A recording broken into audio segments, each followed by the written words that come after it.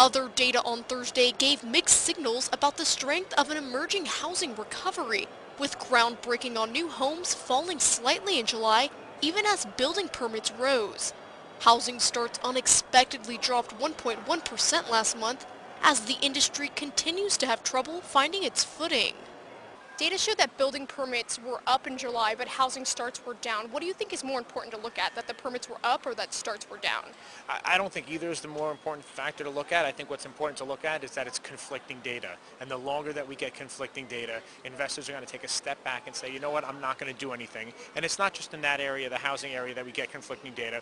We get it in the job market, initial claims, continuing claims. We get it in retail versus GDP and PPI. All across the board. Take this week, for example, large slate of economic data so far. We're pretty much through Thursday at this point.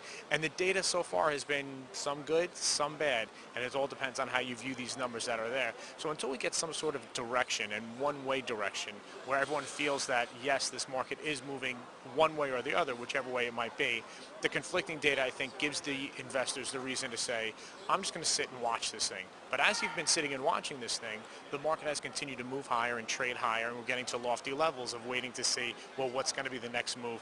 Light volume, a lot of volatility at this point right now. So at some point after the summer, I think we're going to start seeing some significant directions in our market.